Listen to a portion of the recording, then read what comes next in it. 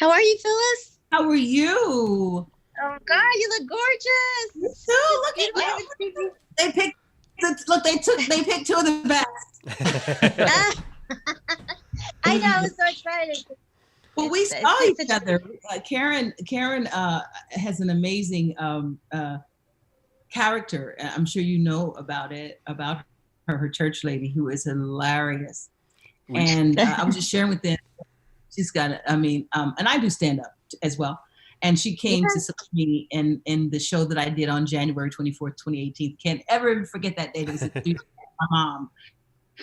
And so we see each other. We get a chance to see each other from time to time. So this is really cool to share this space with you. Awesome. I know. Are you in LA, Phyllis? No, I'm not. I'm in an undisclosed location. Oh. Okay. My lips are sealed.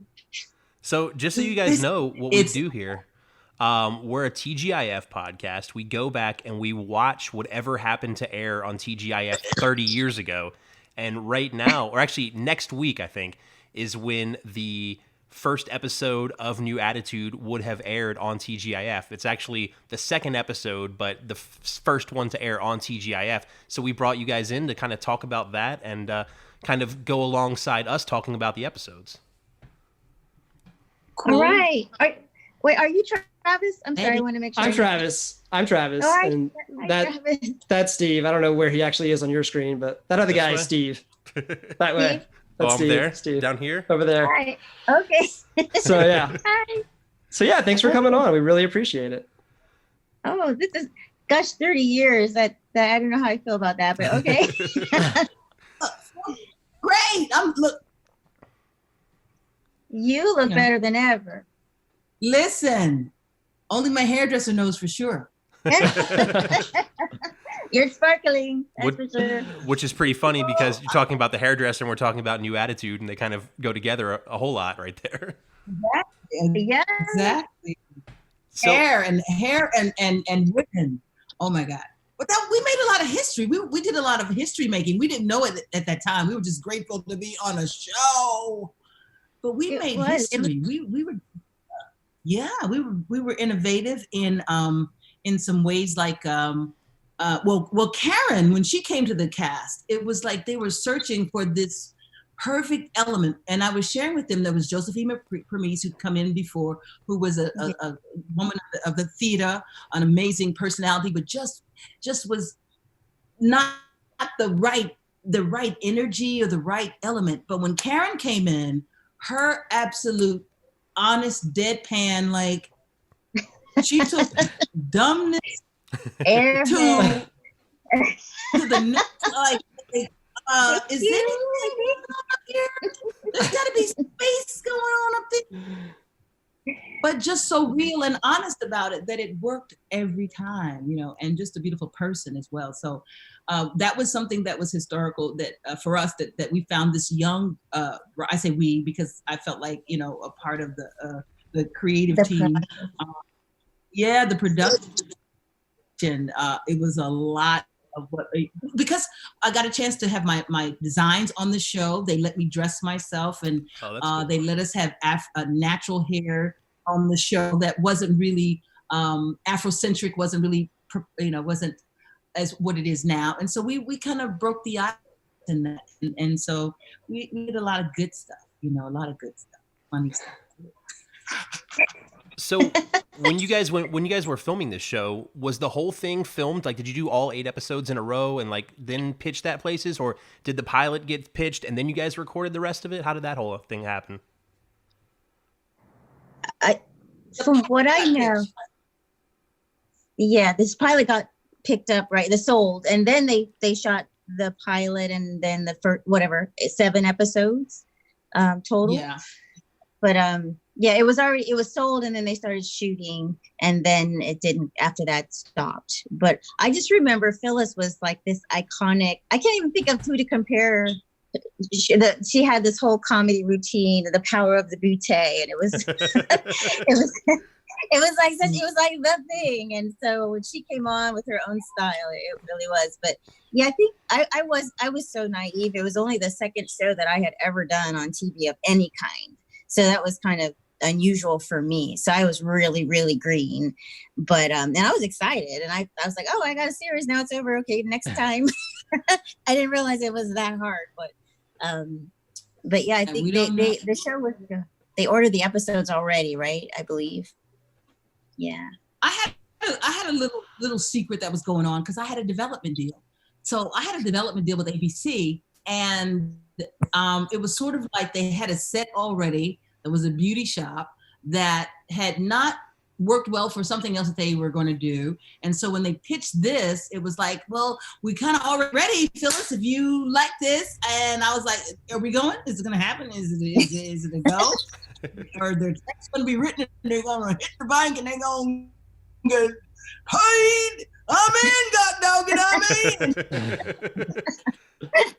But like Karen said, at that time, Black lives didn't matter quite as much at that time. And so me coming on with this Afrocentric thing was really, like I said, innovative. It was innovative for them to come on and to allow me to have the wild hair that now is, all in vogue again. But it was wild hair. It was beads and bangles and waist beads and everything. And to their credit, they listened to me, and I was like, guys, listen, I don't want to be the only one with natural hair and bind 2 knots, and I don't want to. It was pre-locks because I hadn't locked my hair then. So it was a lot that we did. If you go back and look at the show, what was exciting was the styles. The stories were always fun, but it was, for me, it was just knowing what we had to fight for to be able to be seen in all of the African regalia. And they allowed me to cast extras, and that was for me that was a landmark. They allowed me to cast extras so that there would be other women on the set that reflected all of our sensibilities. And there were always women kind of circling in and out with, because you had different clients throughout the entire episodes. Really, there's just a multitude of extras that come through, which I think is amazing. What was the atmosphere on the set like for you all, and those having those extras on? Was it a big family atmosphere? Was there? I mean, what was that like? It seemed like everybody got along. So. It was. Yeah, well, I just heard. It was fun. I remember because I didn't know anything about. I'm sorry. No, I didn't know anything. I'm not. My character was like not good at hair anyway. So because they had the authentic products, like Phyllis said, they had all kinds. I think I had different hairstyle every week. They had really great team, the hair people and the makeup people, which I think Phyllis and Shirley had a lot to do with. And so it was very authentic. Like they had products on the shelves that were what we would really use. And a lot of the same customers, people coming through. So it was, I just remember it being really fun. And of course the live audience, there's nothing like that. There were comedians that would come on. So it was really a family. There were like a lot of the people that I use as extra were people that I knew from my dance class, for example. I took an African dance class as much as I could, had to keep things up, you know what I mean? Gravity will work against you if you don't try to work against it. So I did my little African dance class. A lot of people that came that were able to work with us as extras came with their own, that was how they dressed every day. So it wasn't a costume. And so we were friends. There were a lot of comedians that came on, just people that we knew in the industry. And so it was a lot of familial energy. And it was a lot of, girls getting together, talking about hair, men, you know what I'm saying? Yes. You gotta have a riot. Every taping, okay? So, I mean, even today, we don't have that many shows that are pretty much an all-black cast. And back then, it was even way less than it is now. I mean, we do have some now, but back then it was, 1 or 2 maybe on TV at a time. What did that mean to each of you being a Black woman in a show like that? I was just happy to be working, because it was a big deal for me. It was like a huge thing, to be a series regular at that point in my career, because I was pretty new. And I think I know I guess you could tell me, Phyllis. I know that Play Beauty Shop had something to do with it. So, and I never quite got the connection, but I know it was kind of conceived from that. But yeah. I just thought it was the energy was great. Even the theme song, with Patti LaBelle singing New Attitude. When I saw the opening credits, I think I cried because it was really it was just so bold. So I know Family Matters was going on, and that's still a, iconic show. And Daryl Savad had a show on Sunday nights, Homeroom. It was from the same production company. But yeah, was this before the Cosby Show? Or was it after? I didn't remember. I don't remember. Were after the Cosby. We were after, yeah. We were after Different World, because I was on Different World too. That's right. Yes. However, to what Travis and John are saying, for me it was exciting because I came from New York, so I had a different experience. I'd come from the people like Dick Gregory had spoken into my life, and Maya Angelou. So there were things that I needed to have happen, that I was excited to be able to say that we were able to have natural hair, women on this show. So one of the things I said is, everybody sits in my chair, okay? Everybody sits in Yvonne's chair, it's got to have natural hair. Okay, I'm not doing any chemicals, not doing it. Okay, so make sure that anyone that's in my chair, that happened, like my head, and let them wear their everyone doesn't have to be suited and booted. So it was exciting for me because of the fight that we'd had. I mean, I was there when Intozaki Shange did for Color Girls. I saw those women and their spirit and their energy. So I came with a different kind of energy because I was coming from New York, where the fight was a different fight. For artists, the fight is the artist fight, no matter who you are, no matter where you find yourself. If you're not in one of the big cities, then your fight is even more intense and even more specific. But for me personally, New Attitude was a celebration. It was jambalaya. It was carnival of the spirit and carnival of the career, because I got a chance to do and be. I mean, we could be ourselves. We could be ourselves. For Color Girls gave it to us on stage, but for me personally in my career, New Attitude gave it to me and us on television, because I knew those girls. We knew each other. You can't script some of the stuff that happened between us, because it was just the energy and the synergy and the fact that, like Karen said, we were just excited to have real jobs, real roles that reflected things that we could be proud about. We didn't have to, hang our heads in shame because of anything that we did. We were not caricatures. We were real 3-dimensional, 4-dimensional women. And that was exciting for me. And it's in all of our colors. We're just all one thing. And it really shows too, because the set is it's a fairly small set. Most of the show takes place in that beauty shop, and it's not just the activity that's happening in front of the camera. But for example, Karen, your character is in the back working the entire time. You're the collection of people and atmosphere and props and just the entire setup was really immersive, and it felt that way. It brought you in. How was that as an actress who has a wide range in comedy? How was that as a platform for you to be able to really use to create this kind of world? They were very loving to us in that, and I say us, me, Cheryl Lee, we were able to contribute. I actually was creative consultant. That was a show that I was a creative consultant, because so much of it was based on who I am as me. I was not able to be Phyllis because I'd been Phyllis in the Cosby spinoff. So I was Yvonne, which is my middle name. So there was so much of it that they allowed me to bring in that was me, that was my sensibility, the stories that the writers would bring in. I was speaking earlier about Josephine Permise and her daughter, Susan Fales, being one of the writers, one of the producers on the show, was just magical. And that's one of the words that's thrown around a lot. But if you look at it, now the magic was there because we were people that were coming from a craft. First of all, most of us were coming from the craft of theater, and we respected it. We weren't just personalities who've gotten something on a reality show and then all of a sudden we're blown up. We had paid the dues, and for some of us, our dues had paid dues. So the fact that we were now paid, holla, it will be on my t-shirt line very soon, coming at you. And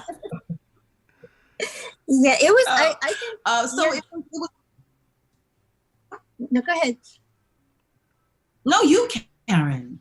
Well, no, I just remember like the sisters. They were different, you and Shirley, but it was such an authentic relationship, and the business owner aspect of them, and then the dating aspect of them. And I remember when they brought in Lorenz Tate, the young boy, and he was just magic too. That was really special. And it was just, I guess I now that I look back on it, because as an African American actress, you do get sometimes you kind of get a role to read for or whatever, and you go, oh, here we go, I gotta be that girl again. But like Taylor, the character I played, she was just a hoot, and they would always give me she could just be as daffy and all this stuff, as coming from the theater and comedy, going in and out and the little crosses and stuff, and one funny line and keep going. I know Phyllis, we all love I Love Lucy. So there was those elements where we got to just be pure comedians in the midst of this premise. And so, when I think about it, it was a lot of Black girl magic going on, and it wasn't, so on the nose. It was really special. And we cared about each other. We cared about each other. I think about the things that were there. Myra J, the comedian, and some of the ones that right now are, slipping my mind. But we were there. We were there to see each other. We, to look across the set and see this face, to see Karen's face in character. In total, in character, and just finish hanging out with her at craft services, knowing, but just so committed to the work. You know what I mean? Because that vapid would come up, action, and vapid was there. But everybody was on purpose doing it. We were on purpose. We bought things from home, and what you were saying, Travis and John, earlier about the authenticity. And I had forgotten about it. Yes, the research. So there were hot cones.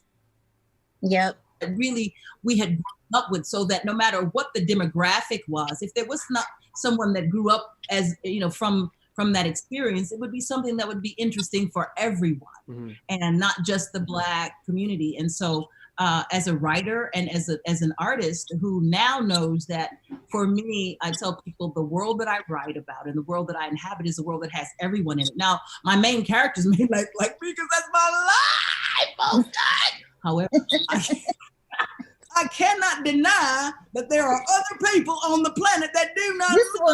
This woman has so many characters. It's like her accents. Last time when I saw your show, I was like, she is doing this. And so she was just pulling one another. And that's rare. We don't get a chance to do that. Yeah.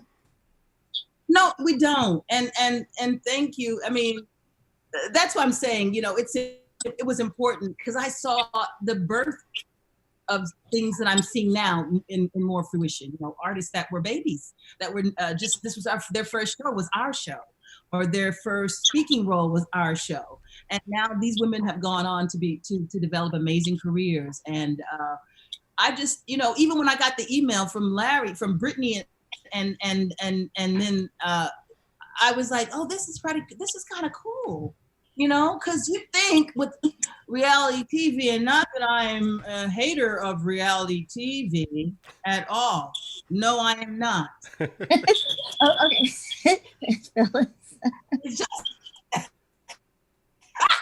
It's just that it took the craft out of the situation. And so here I have to come back because people got confused. I had to come back, do my stand-up again. Karen, you could tell we had to come back. I had to re-up because they got it confused. It's like power the booty. I did say that, but I did not say go add on extra booty. I didn't say that. You were not saying that. Yeah. So I got to come back and do my stand-up.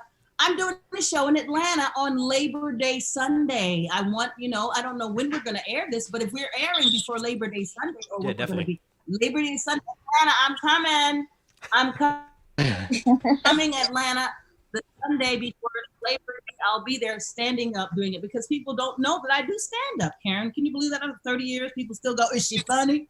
Well, is she funny? Well, we need you out there as long as it's safe. Be safe. Right. As long as it's safe. Oh, yes. So I'm sure you guys both had expectations, hopes that this show would last a lot longer than it actually did. Now, you guys filmed a couple episodes that never even got to air. Is that correct? Right. That's correct. Yeah. And then how did... Story. Which one do you want? The real story? I want the real story. Or the funny story? Well, I don't know. Now I don't know if I want the funny one or the real one. I'll ask this question. I'll ask this question before. So, did you call everyone? Did you call others? We did. We attempted different ways to reach out to a lot of people. Okay.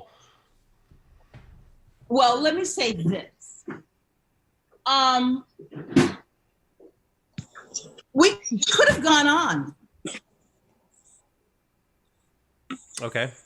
But there were some differences of opinions in how certain cast members saw other cast members' position, and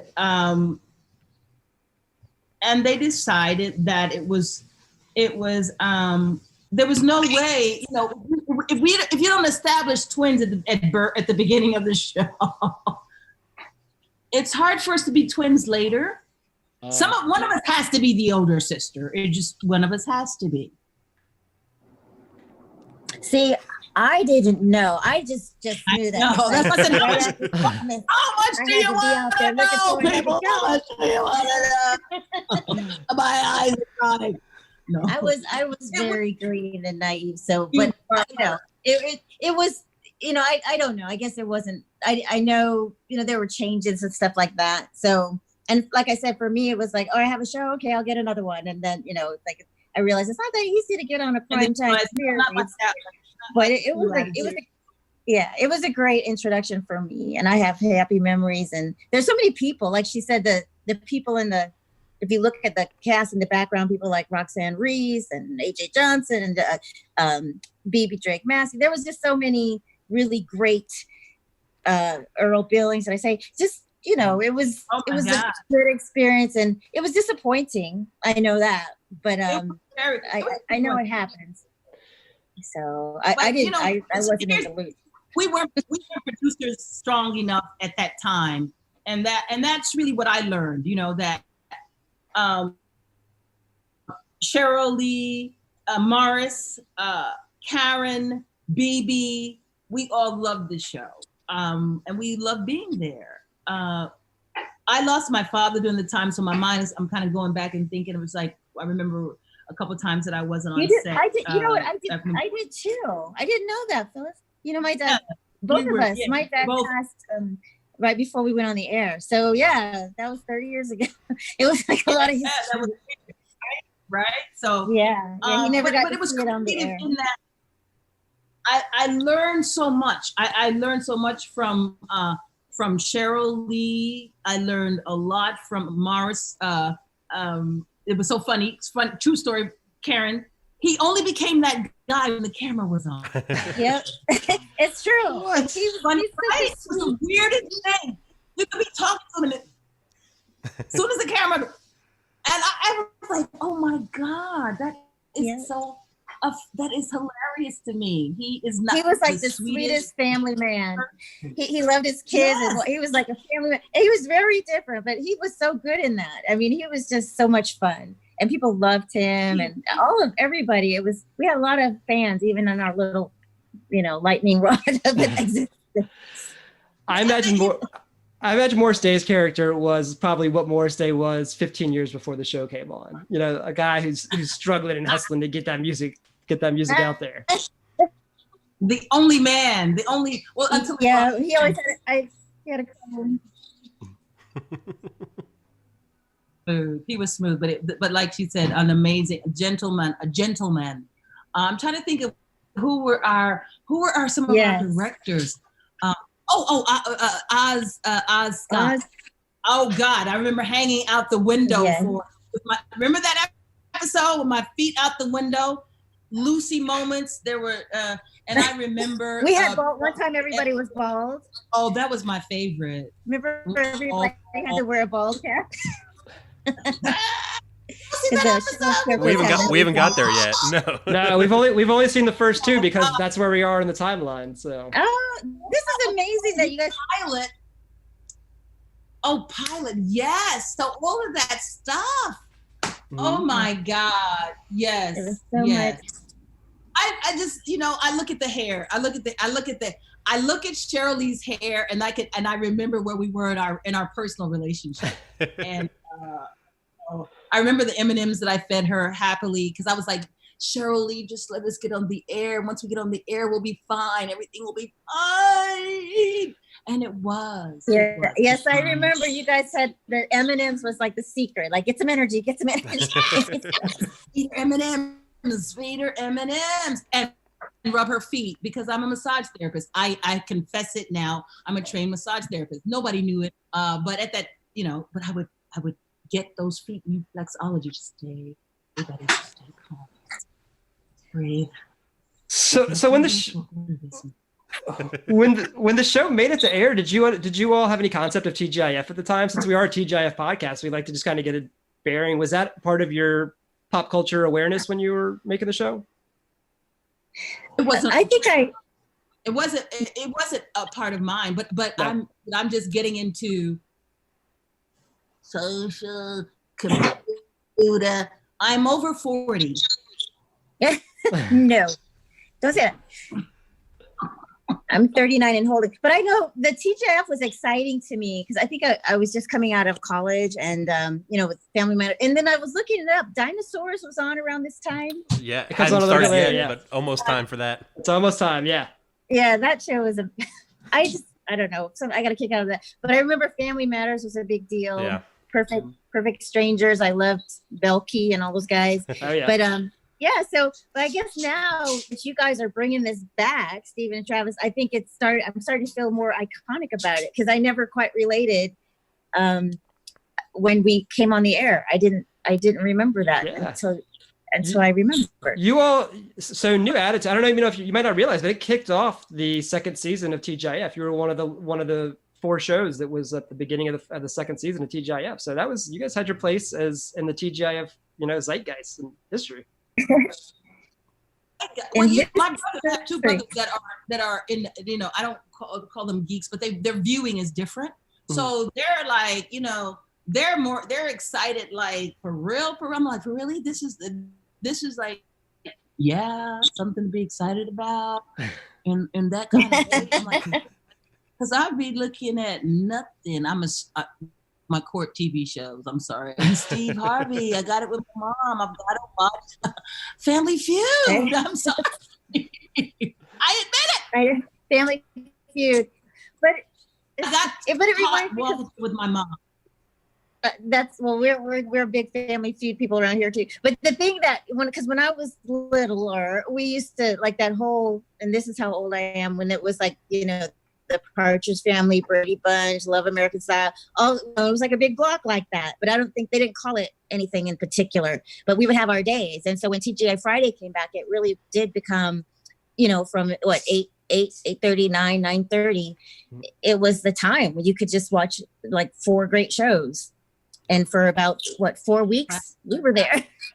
4 or 5. 5 weeks. You're 5 weeks. You were there. Yeah. I actually have that because the last episode we shot it at somebody's apartment. It wasn't even on the lot. We shot it at somebody's apartment, and I actually have a copy of it. But the very last episode that never aired. So I don't know if you saw it. We'll talk when we're done with the interview because I might have some questions for you about that. Yeah, if you have a VCR. So if the show kept going a little longer, where would you see each of your characters going as far as storyline goes? Oh gosh. I think Taylor would try to get into beauty school. I really do. I think she would go for it. And if they didn't kick her out, I think she'd try to get a chair of her own at some point. We have a chain of salons. There you go. We have a chain of salons. Yeah. We've added some Medi-Spa services to the, entire, line of what we offer. We're doing body sculpting. We do manis and pedis, but we've just added, just a whole array, all of the beautification services. We have, we're franchised. That's all. We're extremely wealthy. Sister through Zoom. And I travel all over the world, setting up all of the salons all over the world. You probably eventually pay for insurance since you never did that on the show.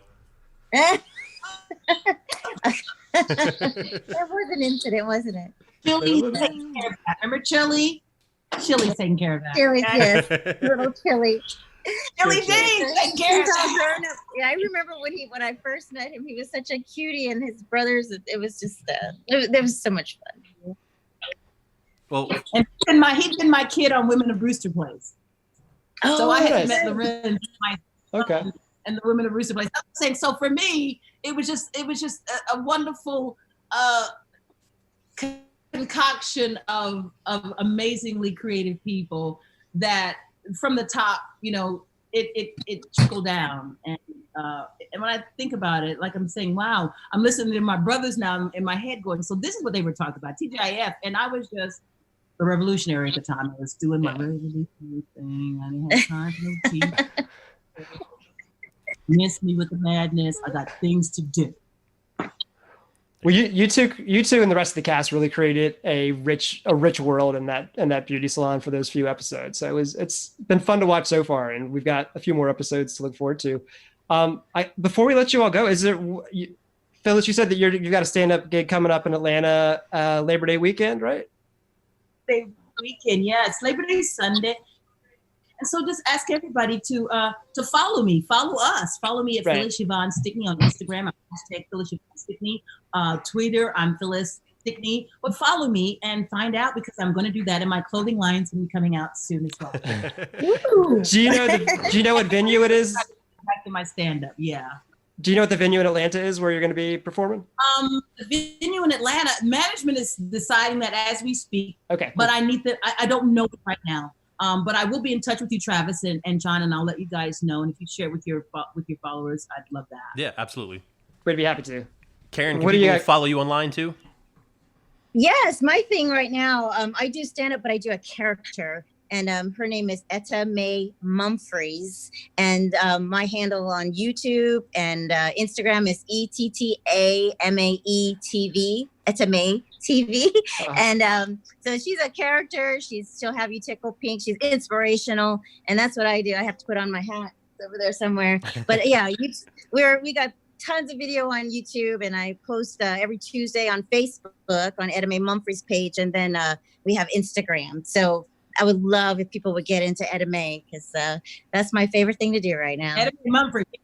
Etta Mae Mumfries. Yes, I got to get out there with Phyllis one time, and it's amazing. I can't wait for her to get on TV and Netflix and all that with her special. Hey, North Carolina together. Yes, well. And it's just by chance. I got picked up to do like a host a lot of show. people have secret weapons. A lot of people don't know that, man. Hey, young man. What? Call me. We have to catch you. Phyllis, Karen, thank you both so much. Stephen and Travis, thank you so much for coming on. We really do appreciate it. It's such a pleasant surprise. I appreciate you guys, and I'll we be appreciate you. in. Thank you.